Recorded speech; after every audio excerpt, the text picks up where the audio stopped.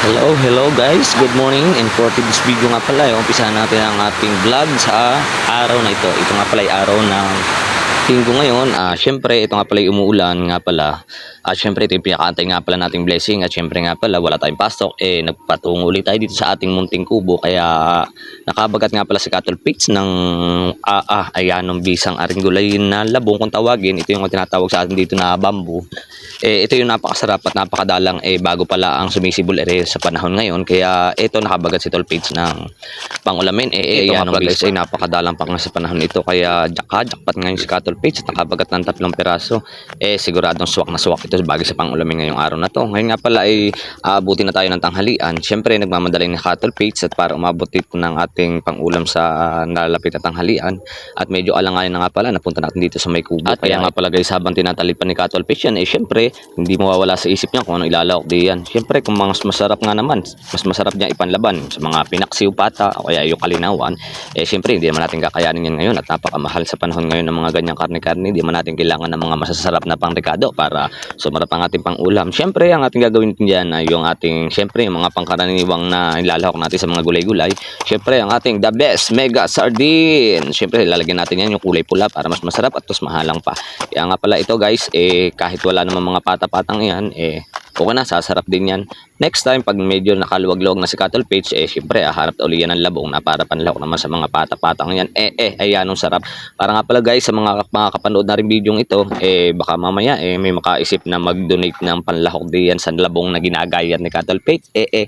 Sabihin kong salamat po sa inyong lahat pag meron nakatanggap. At kung ganoon man guys, kung sakali man na may hahabol pa, siguradong si Cattle Pits tatakbo sa kubo at maghahagila pa kahit doon sa makaburol-burol lang yan. Maghahanap uli niya ng labong para kumbaga kung sakali may magbigay ng mga panlahok-lahok na yan, tatanggapin natin yan. Grasya, nako, sabi nga nila, pag tumangi ka sa grasya, lalabo daw ang iyong mata. Kaya nga sabi ni Cattle Pits, abot na abot pa yan guys. Ito nga pala at napapalaban tayo ng mahaba-haba yung gayatan.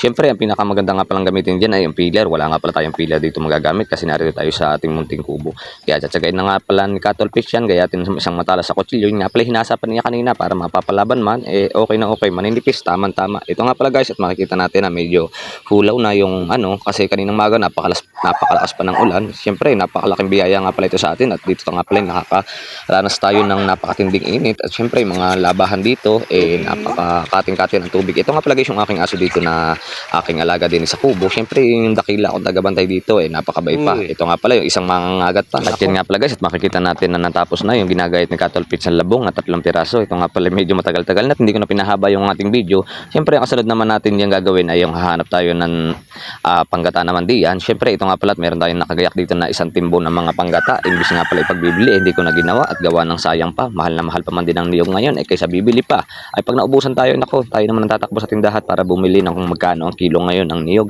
Naabot na ng nasa kung magkano. Pag bibili ka sa tindahan, naabot ng mga 30 pesos ang isang piraso.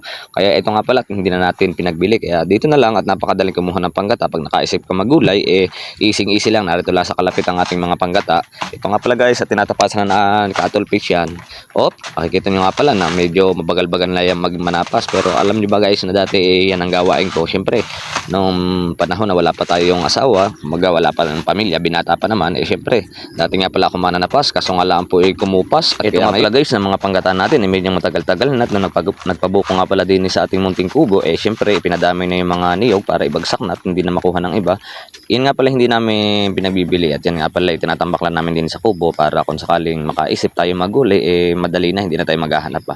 Ito nga pala guys, at hindi na tayo magkakayod ng mano-mano. Siyempre, may kuryente pala. Naks naman, nakuryente pa si Cattle Pits. Kaya nga pala kanina umulan, natuluan yung ating ang ating kontador. Medyo delikado nga rin yan pag minsan hindi nga pala natin naabyad kasi sa dami natin ang gawa. Ito nga pala guys, at sasabihin natin na talagang ang teknolohiya ngayon ay yan ang ngayon nananalay tayo sa ating mga yung mga high-tech na hindi na tayo gagamit ng mga mano-mano. Siyempre, mga naranasan natin, mga kapanahonan ni Cattle Pits sa mga batang 90s, siyempre talagang may pagbababa sa likod pa ng nagkakayod ng niyog. Ay ngayon nga nung dali na, ipipihit mo lang, siguradong pino pa ang lalabas diyan. Madali nga palang gatain yan, at siyempre pag tumasa makina, nakita mo na pino talaga yung pagkakayod ng ating niyog.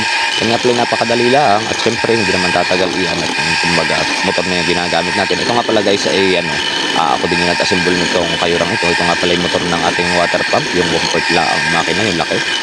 Siyempre naisipan ko din na kumbaga nakikita ko sa iba na high-tech na may mga ganong kayuran. Di siyempre si Cattle Fish nakaisip din, gumawa din ako ng sarili kong kayuran para kumbaga ngayon hindi na tayo nakakaranas ng taghirap. Kumbaga ito nga pala guys at dinala natin sa kabilang bahay dun sa mismong kasi hindi naman natin maluluto din sa kubo kasi wala tayong mga kagamitan, kulang-kulang dito mga pangrekado kaya dinala ko dito sa may bahay. Yan guys, luto na nga pala yung ating ginataang labong. Ito na yung ating niluto ngayon. Abot ng pananghalian natin kaya titikman natin guys kung anong lasa ng ating Siyempre, may sili yan.